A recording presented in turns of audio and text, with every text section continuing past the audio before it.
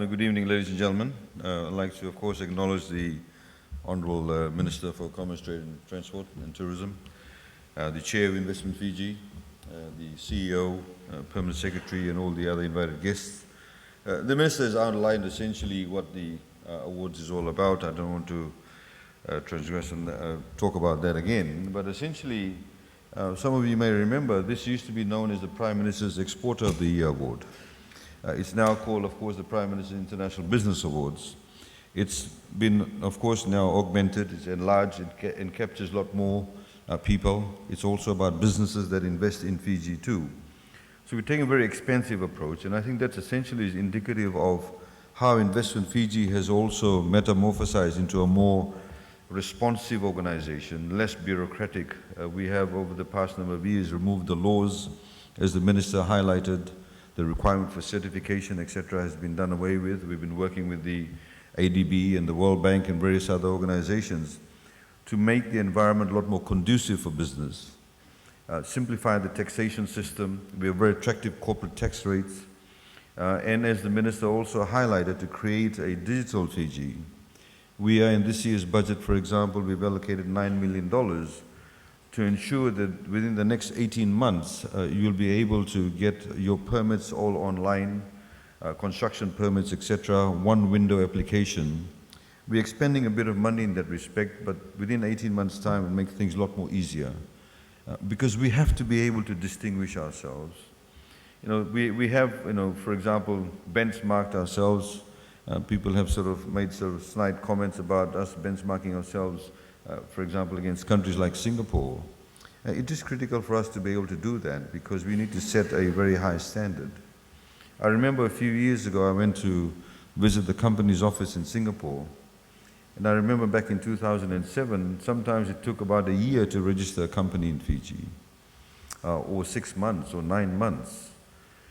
And when we visited the Singaporean company's office, they were very troubled by the fact that it took too long to register a company in Singapore. And I said, how long does it take you to register a company? They said 15 minutes. We needed to reduce it to 3 minutes. Only then we'll become a lot more responsive to businesses. So we, of course, are looking at those types of benchmarks. We are different in the sense from Singapore is that we don't have a large population around us. If you look at Fiji, we about 900,000 Fijians live here.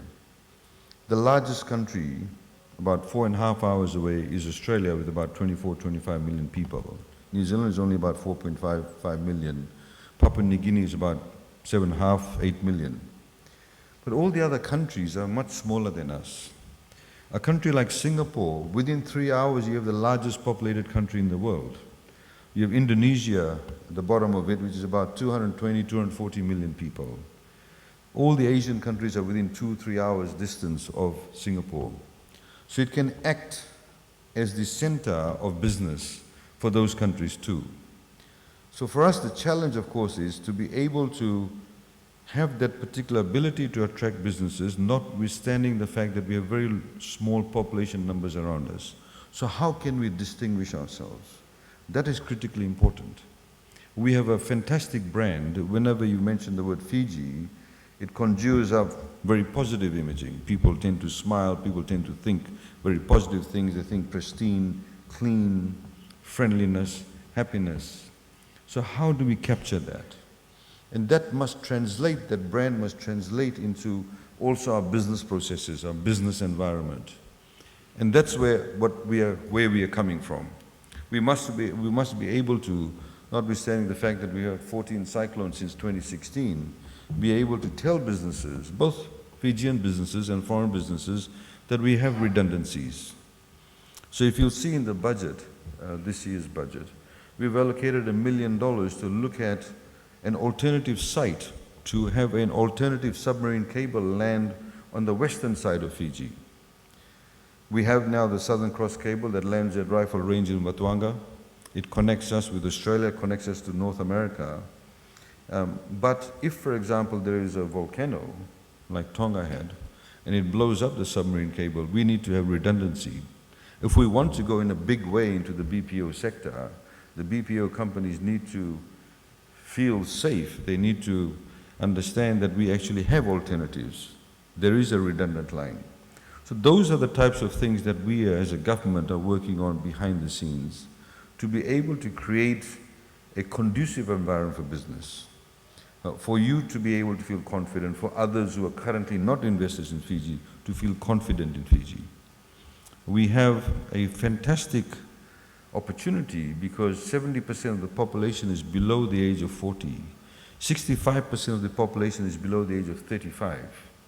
So we have a whole cadre of people that we can train, a whole cadre of people that they are tech savvy compared to many other countries. We all speak the English language, and apparently we have neutral accents.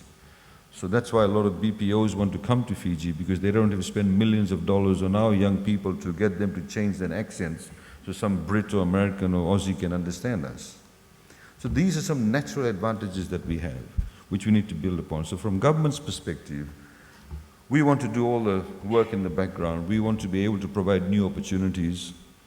For example, you would have seen that we made an amendment to the Illicit Drugs Act to be able to allow, cultivation eventually in probably about a year's time of industrial hemp. Now, it's big business. It's a growing opportunity for us. We're working, for example, with the UN behind the scenes as to what we can do to be able to ensure that we don't get blacklisted. Our financial systems still have their integrity, that we get the right seed sources, work with the Fiji National University, with the agriculture school to be able to have those building blocks to create, in fact, a new industry altogether. So that's essentially where we are coming from. And in the same way, Investment Fiji now also provides its services not only to foreign companies or foreign investors, but also Fijian businesses.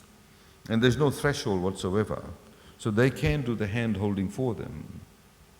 I can stand here and talk to you for the next 1 hour about the numerous opportunities that does exist, including, for example, in the medical field now. Aspen Medical, just this morning I was told, we had a target date of about 22nd of August, but at least by the end of August, we'll be able to do open heart surgeries at Lautoka Hospital. Part of the PPP arrangement is that they'll build a new wing. Lautoka's got enough land, and where we'll have an operating theatre, or a learning operating theatre, I should say, so Fijian doctors can upskill themselves. And in that way, we can have opportunities and investments in, for example, in aged care services. There are literally thousands of Fijian women mainly working in California where they provide aged care services, some legally, a lot of them illegally, but there's actually a demand for it. So we can attract those investments in Fiji. The only way they'll come to Fiji if we have tertiary medical care facilities available. And that's the reason why the PPP is in fact located in the Western Division. The airport is there, and of course the people in the West are a lot nicer than the people from the other parts of Fiji. So, ladies and gentlemen, as I said that, this is a wonderful opportunity. Those of you who are in businesses or work for businesses, are professionals working with businesses, please encourage them to apply for this. Of course, it's going to be very rigorous, very competitive. Someone like Jenny is the chair of Investment Fiji. She'll make sure that everything will be done in a very transparent manner, but also will apply the same criteria to everybody. And this is one way of sort of being able to advocate and promote your own business, but also, from a government perspective, highlight to other businesses in Fiji and indeed internationally as to what are the opportunities that exist. So I'd like to thank you all for being here. It would be amiss if most of you did not turn up. We need your support. This is a very interesting period in world economy.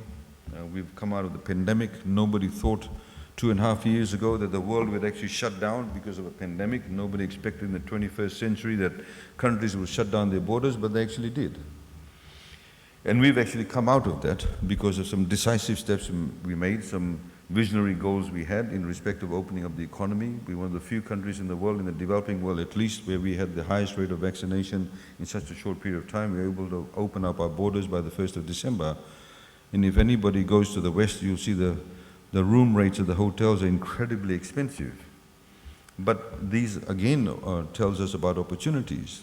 that perhaps the stockpile of rooms we had in peak period is not enough.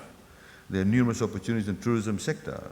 Why don't we have resorts or villas in interior Viti Levu? It's a fantastic place. I mean, Ed can tell you about some of the beautiful stuff we have up, going up Nasayani way.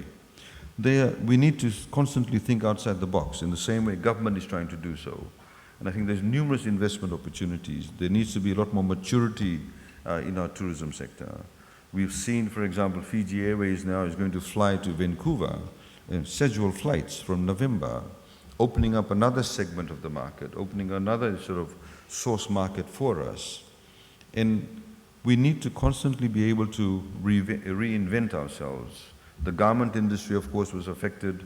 They've had to reinvent themselves also.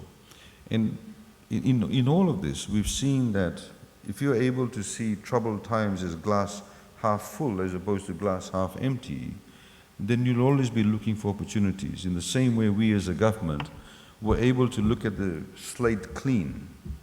So normally people, some of the bureaucrats would argue with you if you want to get rid of stamp duties. This is something that's been there for decades in Fiji, but because of the opportunity presented to us by COVID, we are able to get rid of stamp duties. We're able to get rid of business licenses, yet still be able to have some form of regulation that provides a particular level of benchmarking and particular level of standards. And standards is really the way to go.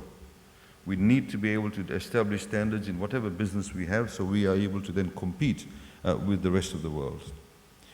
One last point I'd like to make is that there's enormous changes taking place in employment preferences now. We've seen that in Australia, we've seen that in New Zealand. In New Zealand, for example, you would have read an article about 2 weeks ago, there's something like 64,000 people short who can work in the hospitality sector. There's shortage of fruit pickers in Australia, there's shortage of people in aged care homes, there's shortage of people to work in abattoirs, there's shortage of teachers, there's shortage of accountants. Recently about 60 accountants were exported, as I say, from Fiji to Australia. The shortage of accountants. We have a lot of accountants at the moment, so we don't mind, but a lot of the experienced ones also went too. So the preference of profession is changing significantly. It will have also a bearing on us too. There may be certain skill sets that we will lose. And this is why in the budget we have allocated enormous amount of resources in education and training. And those of you who are employers, please look at the opportunities in the budget. We provided a number of attractive tax incentives for you. If you trained people, what tax incentives you can get, what tax incentives you can have. Apprenticeship scheme, fantastic tax deductions for that. Because we need to be able to invest in our people, in upskilling them, in training them. Some we may lose, some we won't lose. So we need to be able to provide the right working environment because it is highly competitive now in terms of the skills sets that's available. It's very competitive. And you will see constantly poaching of people. We saw after the Christchurch earthquake, a number of our bricklayers, plastermen, air conditioning people, refrigeration people were given short-term visas to New Zealand, and now most of them have permanent residency. So we lack that. So in the budget, for example, we've said we'll give grants to people who go and attend 1-month course or 2-week course in those areas. Your businesses could actually be affected by that. So we have to be, as business people, as a government, be aware of some of these challenges and what we can do together in collaborating with you, collaborating with our bilateral partners to be able to fill those voids and in fact anticipate what can happen. And if we, rather than reactive, if we are proactive, then we'll be able to provide a lot better business environment and indeed investment environment. Ladies and gentlemen, thank you very much for your participation, and I wish you a very good evening. Naka, thank you.